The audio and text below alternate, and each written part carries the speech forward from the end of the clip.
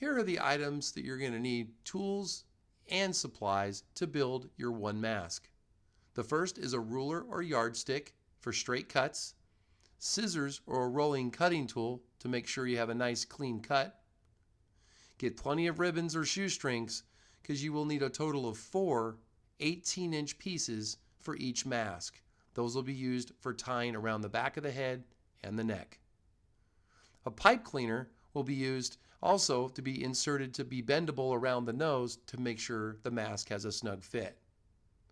Most important, you will need a vacuum style bag considered Kirby to have a cloth bag, not a paper. The reason that we have cloth is so we can rewash the mask and reuse it again. You will need to cut that bag into a 6x9 size, which will insert between the two pieces of fabric. One is going to be printed and one is going to be plain. And the reason why there's two different is because you can tell the front from the back, so when you put the mask back on, you know what was touching your face. You also need sewing pins to hold the fabric in place when you cut it and measure it.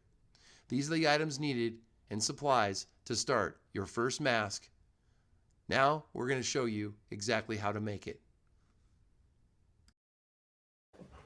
Hey everybody, so with the COVID doing its thing out there, we've got a lot of healthcare workers that are having a hard time, so while we're stuck indoors, we're doing our best to make some masks that we can send out and hopefully help them and the first responders.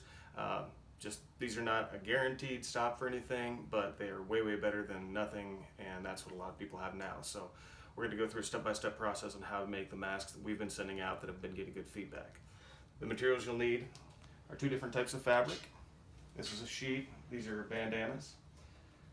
HEPA filter for a vacuum cleaner.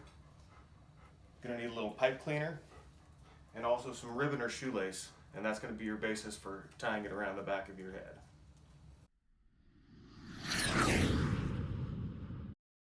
Alright, so the first thing you got to do is cut your fabric. As I mentioned, you got 2 different types of material that you're going to use. One's going to be on the outside, the other's going to be on the inside. We've got our sheet here. I've already got it pre-measured with the L-square ruler to 6x9.5. We recommend using 6x9. You can maximize your material, but we've already cut a lot at this length, so we're sticking with it. Make your cuts along the ruler.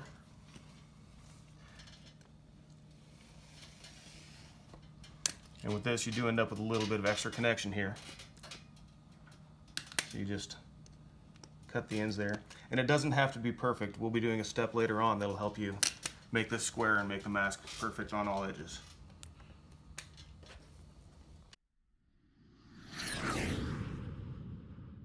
Alright, so here we have our HEPA filter. This filters 99.97% of all the particles in the air, and this is going to be what's going to keep, hopefully, our workers from getting the virus themselves.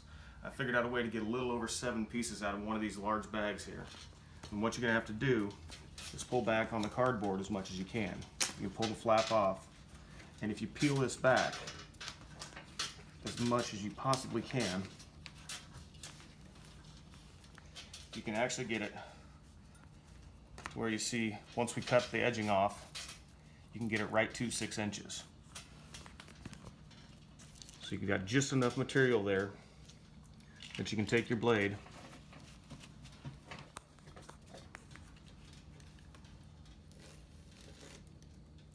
get by the cardboard, and you've got a 6-inch sheet there.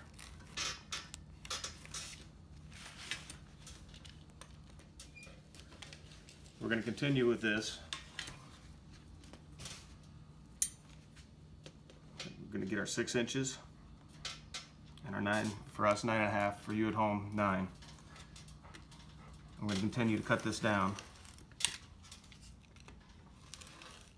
to our desired size.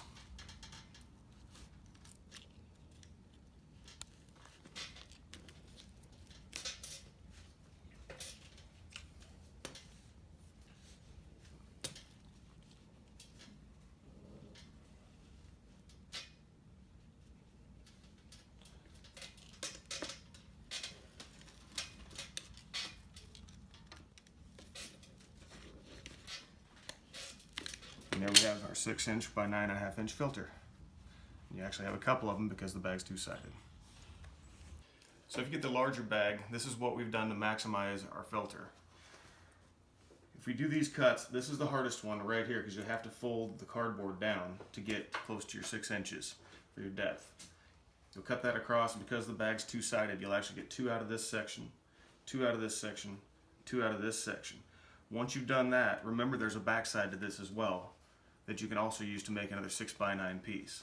What we're also doing is cutting as close to the hole in the bag as we can on both sides, and this will give you pieces that can actually be sewn together, and after you do multiple bags you can make another filter.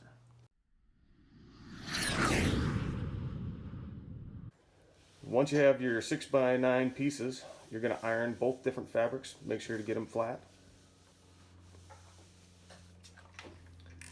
And then you're going to set up your mask. It's going to start by putting the filter down with any language that you have on it face down.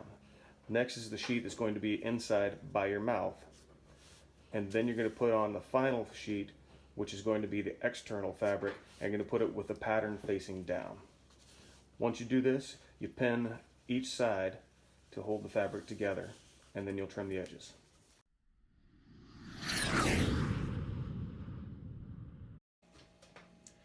So we're going to be cutting 2 things right now. First, we're going to start with a pipe cleaner. Pipe cleaners are about 12 inches long, so you're going to try and get 3 inches or so out of each cut. So what we're going to do is line it up here. Just line them up together.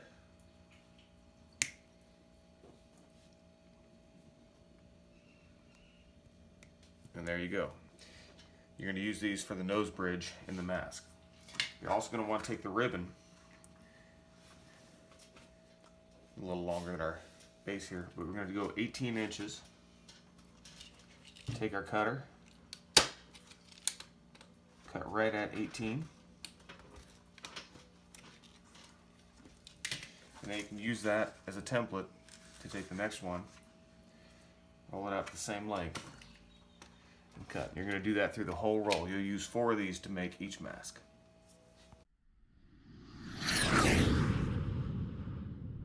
Once your mask is trimmed, you're going to fold it in half to find the midpoint. At this time, you're going to use a pin to pin the 3-inch pipe cleaner that you previously cut to the top of the mask. You're also going to use a pin to pin the bottom of the mask together. Now you should have 4 pins holding all 4 sides of the mask in place.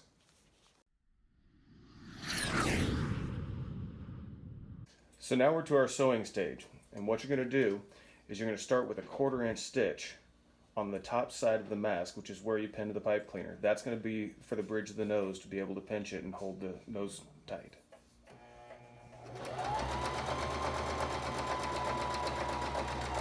You do the 1/4 inch stitch right up to the pipe cleaner, where you're going to switch to a zigzag stitch. This is going to go back and forth over the pipe cleaner to hold it into place on the mask. Remove the pin while you're doing it so you don't stab yourself.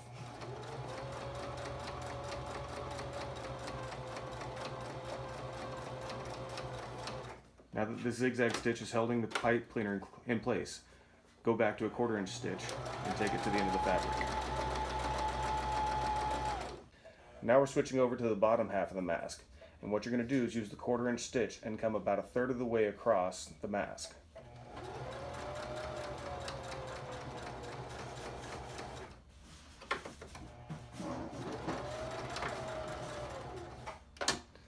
Now you're going to skip 1/3 of the mask to leave a hole in the bottom. This is going to be used later on to flip the mask inside out and get the fabric and material and filter where it needs to be. Now you use the 1/4 inch stitch to sew the following 1/3 of the mask.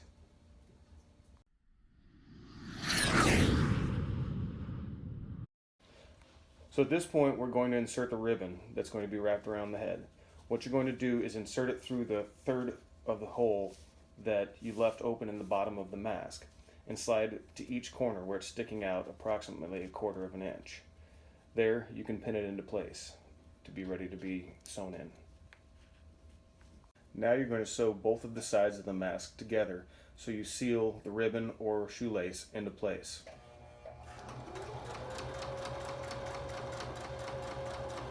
This is also using a 1/4 inch stitch.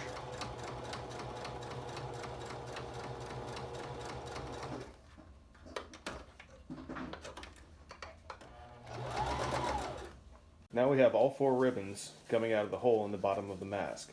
You're going to use those to pull the mask through that hole and flip it inside out so that the inside fabric and external fabric are on different sides and the filter is in the middle. Before you do this, you can also trim the 1/4-inch ends of the ribbon or shoelace as well to clean up the sides of the mask. Once you get the mask flipped inside out, you'll iron it flat again. Once the mask is ironed, you're going to take the filter and the fabric and flip them both inside towards each other so that they create a seal. And you're going to use a couple of pins to pin that closed.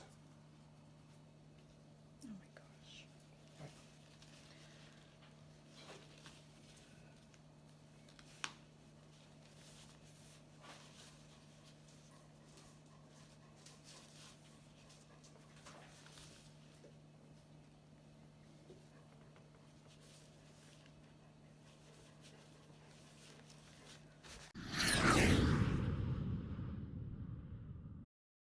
Now that your mask is ironed, it's ready to be pleated. You're going to find the top side of the mask with the pipe cleaner in it. Now you're going to start folding it on top of itself down the mask to create these pleats. And you'll pin either side. The goal is to make 3 pleats to get to the bottom of the mask.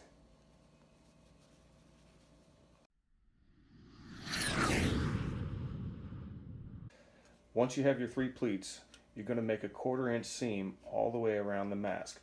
Make sure you seal the third at the bottom of the mask that you had left open and you had pinned, as well as going around the nose piece and putting it into that 1/4-inch seam so that it is sealed inside the mask as well.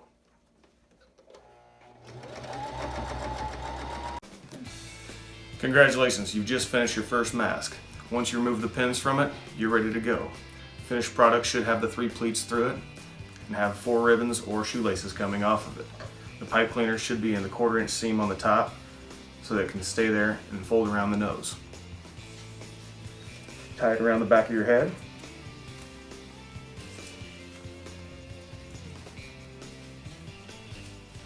And then tie it around the back of your neck.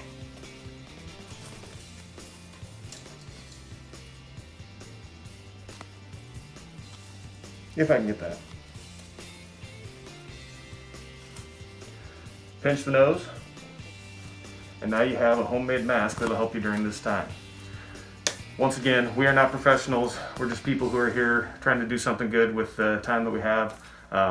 We appreciate all of you all for providing materials and everyone wanting to do this at home. This is not certified by anyone or anything like that. It's not a guarantee, but it will definitely help. And we hope that you all partake and we can do some good out there. Best of luck to everybody. Be safe.